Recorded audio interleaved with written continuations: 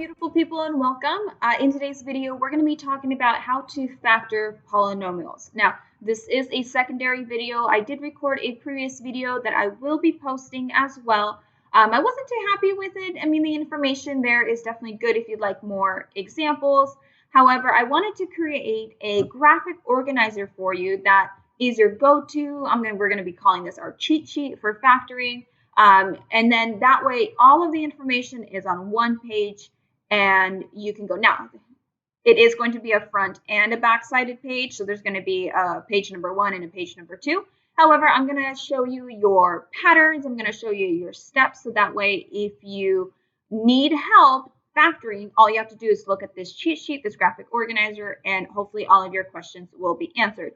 As always, if I make a mistake, I am human. Please let me know where the mistake occurs so that way we both can learn from my mistakes. All right, so we're going to call this page number 1. And what I would recommend is taking a moment to pause this video and sketching this out for yourself. If you're in my class, I will give you a PDF format of this so that way you can print if you have a printer. I am not assuming you have a printer. I am not expecting anyone to have a printer.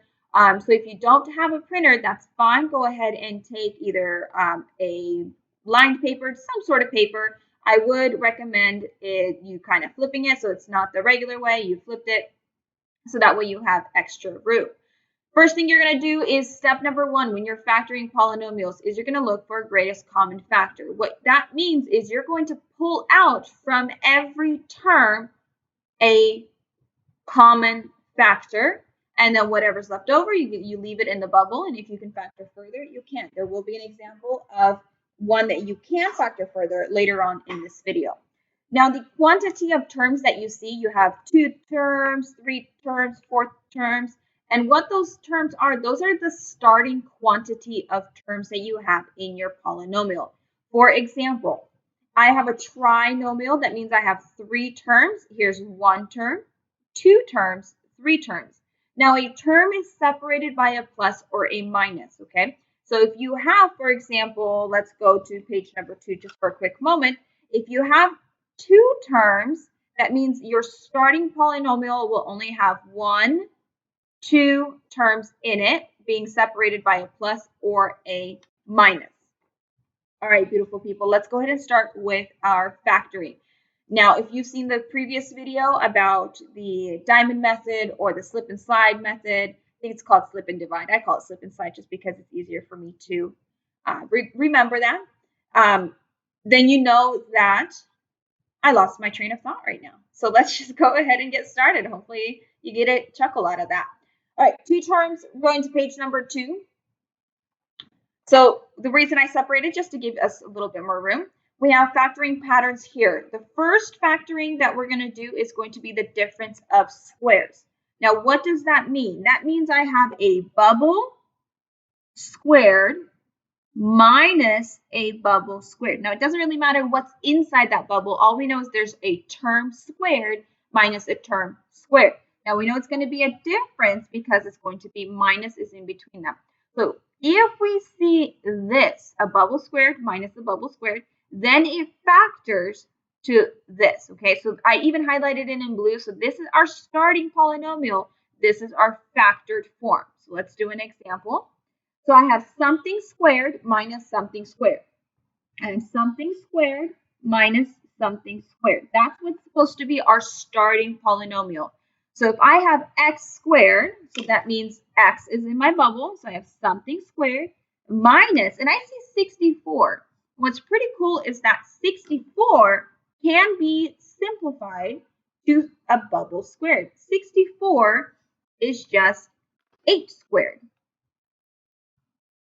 So now I have bubble squared minus bubble squared. So if we go back up here, bubble squared minus bubble squared, that means I have now a plus b, a minus b. So the first bubble that you have is a, the second bubble that you have is b. So this is our a, this is our b. So what we have is we have a plus b times a minus b. So how would that look like with our actual numbers? Well, what we have would be x plus 8 and x minus 8. And this is our factored form. So that's our answer. So if we start out with bubble squared minus bubble squared, this is our answer, factored form. Let's do another one. This one's a little bit more complicated. Now I see a 25. Immediately when you see pretty numbers like 25, 64, you're going to have this alert in your head happening because I know immediately that 25 is just 5 squared. Everything else so far is the same. However, now I have 5 squared times m squared. We can simplify that to say 5m squared minus n squared. So n is now in a bubble because it's just singular, n squared. So this is now my a, this is now my b. So how do we simplify that? Well, we have a plus b times a minus b. So a plus b times a minus b. And that is our answer for our factored form. And that's called the difference of squares. Now another binomial, two terms, another binomial, is if we have the sum of cubes and the difference of cubes. Oh, and you guys see that typo? That should be a minus. That should be the difference of cubes. And that's going to change a little bit. I'm going to upload a corrected form for those of you who are in class. Difference of cubes is minus. This is minus.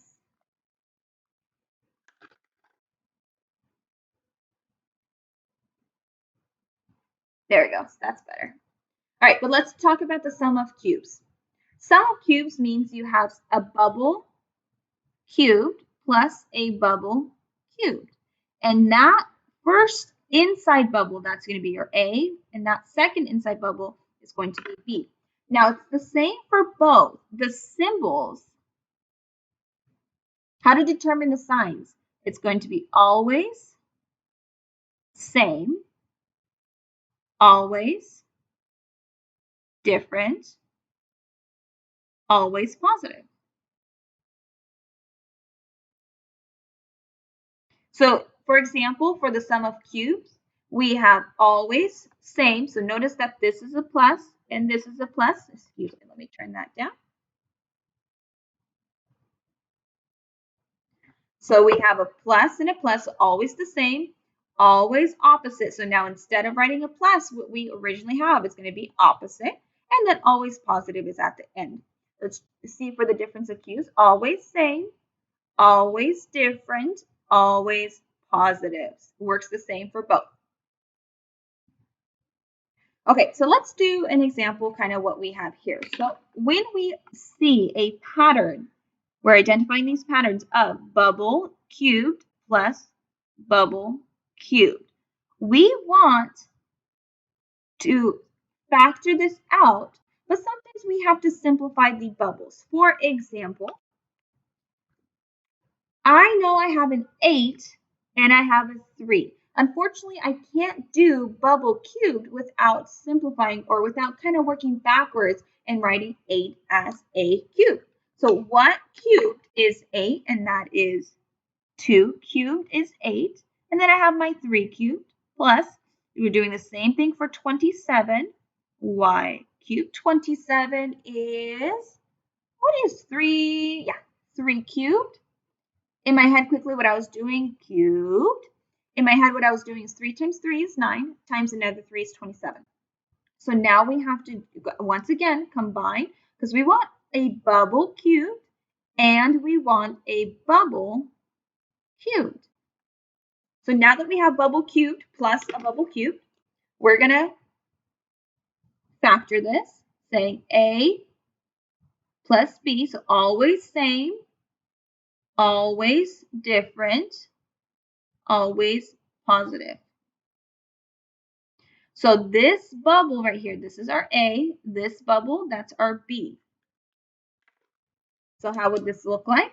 A is 2x plus B is 3y times A squared, again, always put a bubble, A squared minus A, 2x, times B, which is 3y, plus bubble, B is 3y squared. Now, the reason I'm putting a bubble around the 3y and the 2x is because this whole term is being squared. Not the 3, not the y, but both the 3 and the y are being squared. So when we simplify this for our final answer, we have to make sure that we have 2x times 2x, which gives us 4x squared. This here gives us, what does this give us? This gives us 6xy plus 9y squared. And that is our final answer for our sum of cubes. Let's do pretty much the exact same thing, except the symbols are going to change for the difference. We want bubble cubed minus bubble cubed. So this one's a little bit easier because I have x cubed already, so I know that inside my bubble there will be x. 64, didn't we have 64 already? I did. I had 64 on my difference of squares, so I know 8 squared is 64, but that's not what we want, you guys. We want bubble cubed. So for bubble cubed, what do we want? We want something cubed. What number cubed? Well, let's think about it. We had 2. 2 cubed is 8. We had 3 cubed. 3 cubed is 27. So I'm thinking 4 cubed maybe. 4 times 4 is 16. 16 times 4 is in fact 64. So we're doing 4 cubed. Now, this bubble is my A. This bubble is my B.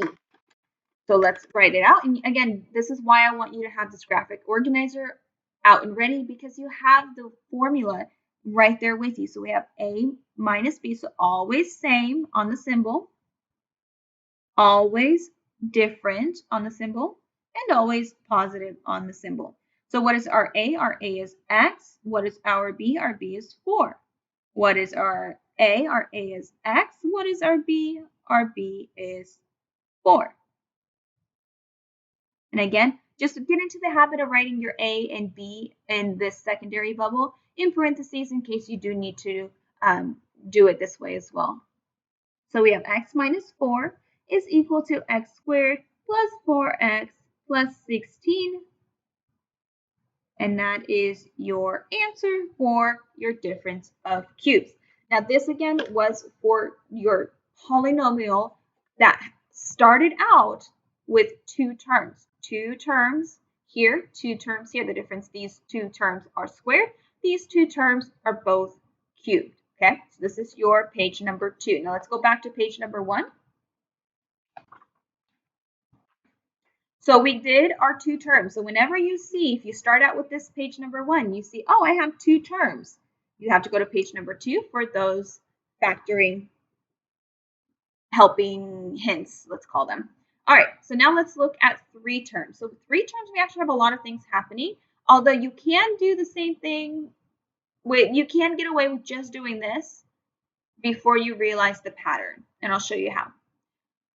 So for 3 terms, let's talk about the first trinomial. The first trinomial here has a coefficient, or the leading term, of 1. There is no number in front of x squared. Now these are quadratics. The highest exponent is 2. Highest exponent is 2. Highest exponent is 2. Highest exponent is 2. We will be doing another example later on in a different video of using substitution for solving trinomials, for solving terms with, I guess, for solving polynomials with 3 terms that have a highest degree that is greater than 2. So let's talk about this basic one here. So if we talk basics, we're doing guess and check. We're doing the reverse FOIL. So you can do a diamond method if you like. What are 2 numbers to multiply to negative 42 and to add to 1? Because our leading coefficient here is 1, both of these are going to have x. And so now we're asking, what are 2 terms to multiply to 42 negative? But when I add them, give me x. So I'm thinking 7 and 6, because I know that 7 times 6 is 42. And I want them to add to a negative x, so that means my 7 has to be the one that is negative. That's it. You have factored these. Sometimes you'll hear these be called guess and check method. diamond method. We call it reverse FOIL, guess and check method. I like guess and check method, just calling it that way. All right, let's do another one. Now this one here, I mentioned that we're going to have to always check for a GCF first. For example, I noticed that I have a 2 out in front, but I also noticed that this term has a 20 and this term has a 50. So what I'm going to choose to do is I'm going to choose to pull out a 2, which leaves me to w squared plus 10w plus 25. So this is my GCF. And that is the first thing that you're supposed to pull out if you notice that there is a GCF. Now that we've pulled out a GCF, it uncomplicates things for us because what we get to do is we get to reverse FOIL or diamond method or guess and check the rest. This 2 still goes into your final answer as the first thing you pulled out. So now let's do here. W has a coefficient of 1, so that means I'm going to have W and W here. And so what are 2 things that multiply to positive 25, but when I add them, give me 10? And 5 times 5 is 25. 5 plus 5 is 10. So we're doing 5 here, positive 5, and positive 5. So here is your factored form for the polynomial that is given and highlighted. All right, now here is your trinomial with the coefficient being not 1. So that means you have a number out in front. Always check your GCF because notice there was a number out in front here. However, we pulled that number out because 2 is a GCF of all terms, and we were able to uncomplicate it. In this case, I have a 30, I have a 27, and a 6. 6 and 30 have 6 in common. However, 27 does not have 6 in common. I'm thinking 3 could work. So if I pull out a 3, because 3 and 27, 3 times 9 is 27, we can do that if we wanted to. So if I pull out a 3, so that means I have 10x squared minus 9x plus 2. But that still doesn't really help us because I still can't fully pull it out. So you can do the slip and slide method or the diamond method with the original, or you can simplify by pulling this 3 out and do the slip and slide method that way. So if you do pull the 3 out and you notice that you have that, let's just do the slip and slide method. Slip and slide method. Okay, I'm going to bring this 3 down so we don't forget it. Slip and slide method means you take your leading term and you're going to bring it over to the other side.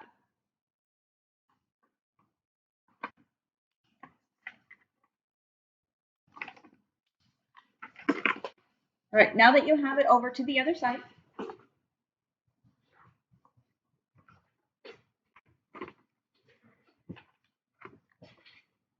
you're going to multiply those 2 things together. So now you have x squared minus 9x times, in this case plus, times 10 times 2. So I have x squared minus 9x plus 20. Now that you have a simpler problem, you're going to factor just like we would with reverse FOIL. And now we have a coefficient of 1, so it's just going to be x and x. Now we want 2 numbers to multiply to 20, but when I add them, give me negative 9.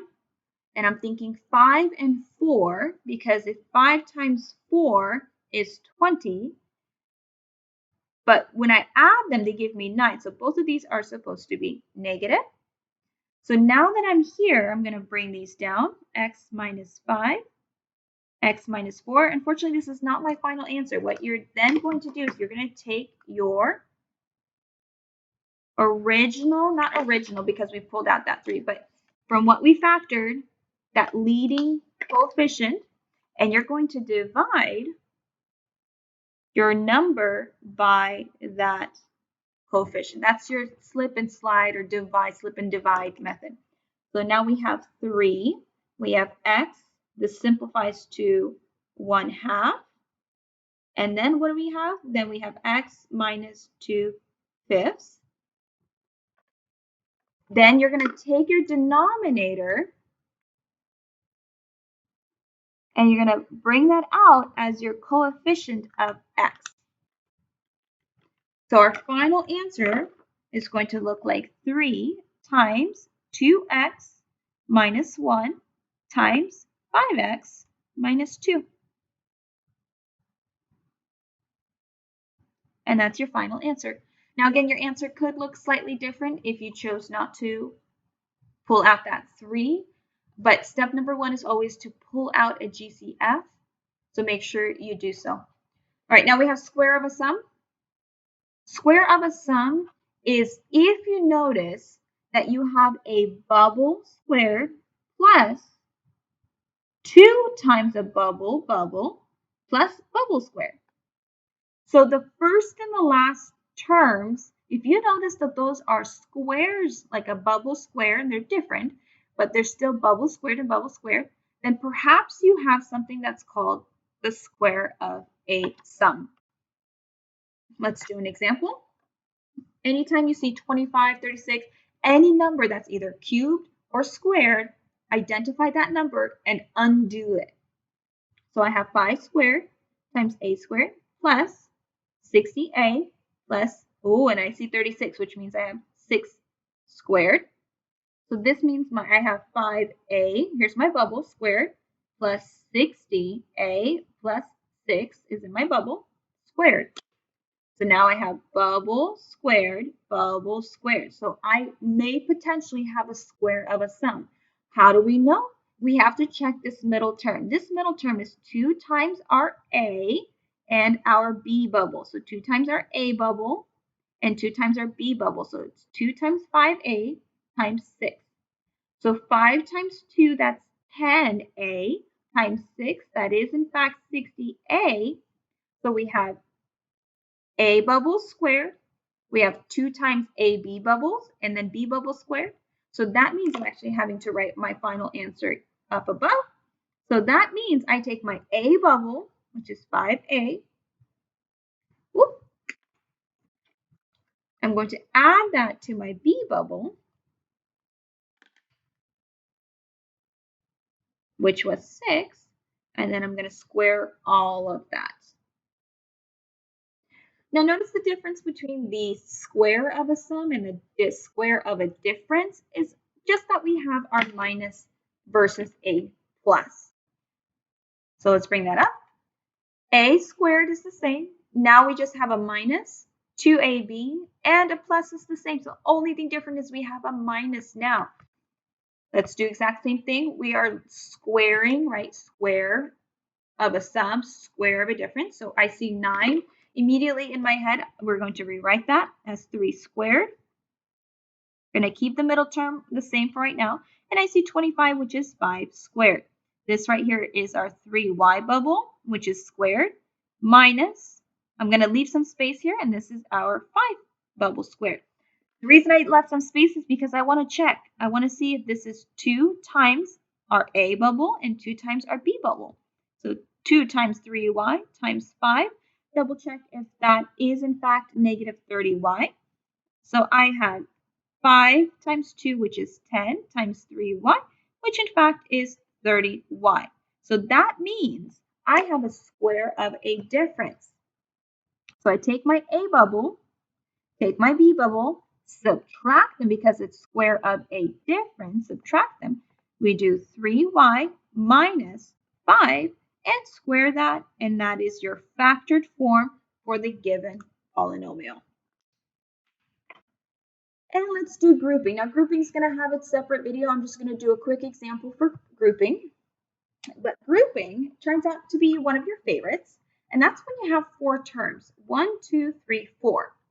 And what you're going to do with grouping is you're going to pull out the GCF from the first two terms, and you're going to end up with a bubble. And you're going to pull out the GCF from the second. You're going to end up with a bubble. Here's the thing though, you guys. These 2 bubbles must be the same.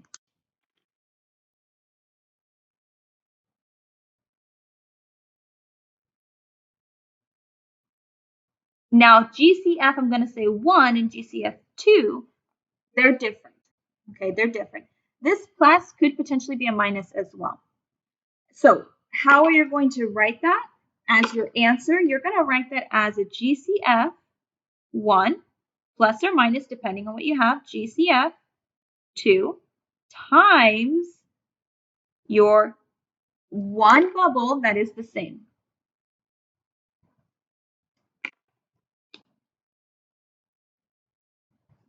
Okay, so how would that look like in this example? In this example, what do I have? Let's pull some of these things out. Looking for GCF between the two terms, and I didn't actually group these two together. Okay, so two terms, I have an A in here, so I know I'm going to have A squared. I'm pulling out.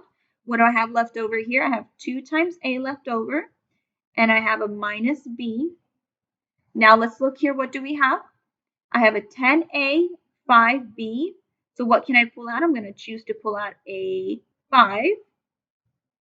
And I'm going to choose to pull out a positive 5 because I want these bubbles to match because they have to be the same bubble that's left over. So 5 times 2A is 10A.